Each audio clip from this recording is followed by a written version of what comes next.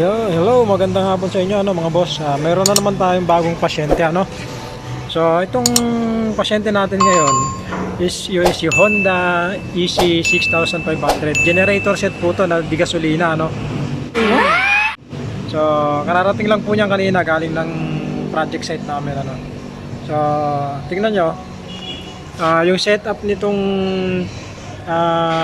generator na to, ito yung mga although portable din siya pero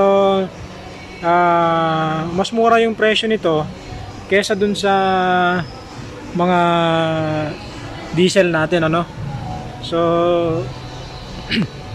bigyan ko lang kayo ng walkthrough dito ayan, ito yung kanyang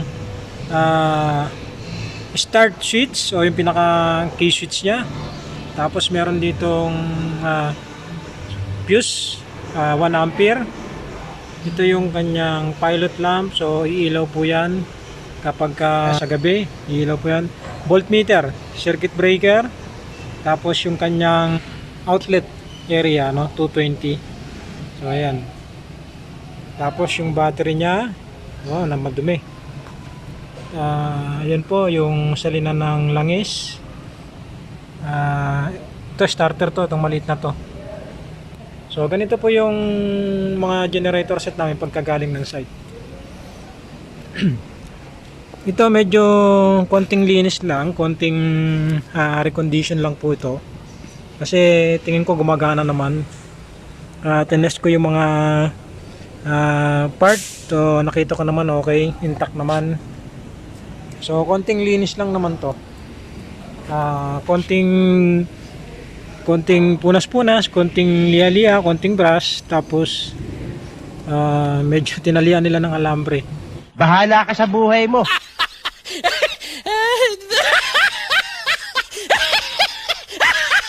Yung kanyang air cleaner Ito yung choke. So mapapansin nyo, yun on, off. Yun yan. Tapos yung kanyang silinyador, ito. So hilahin nyo to. Yan. Yan.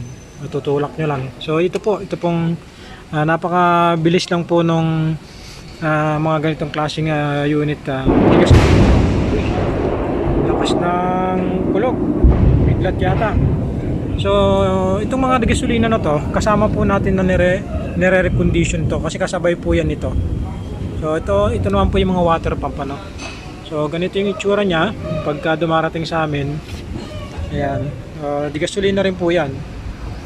So ayan, halos same nung mga pindutan. Ang pagkakaiba lang po yung on off. Ito may on off, ito naman ay key switch na yung on off niya So doon kasi switch lang talaga on off bago mo i-start. Dito mag-i-start na po yan. Papakita ko sa inyo pag natapos na natin linisin. I-recondition po natin tong unit na to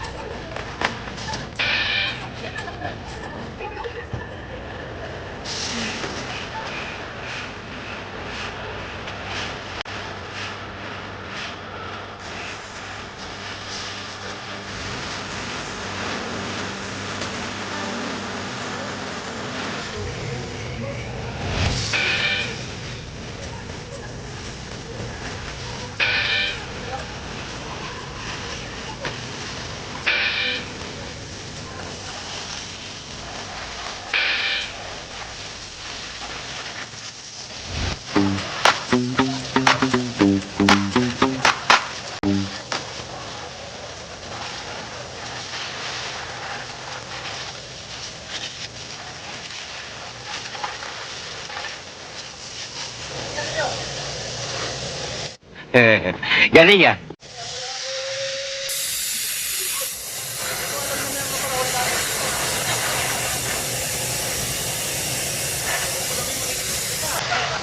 So weird.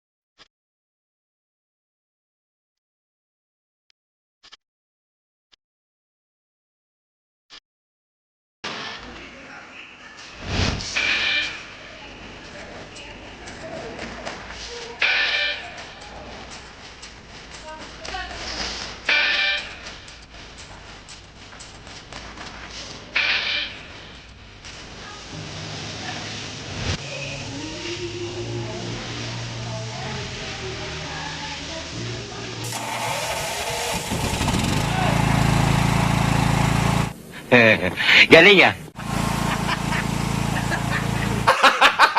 So weird.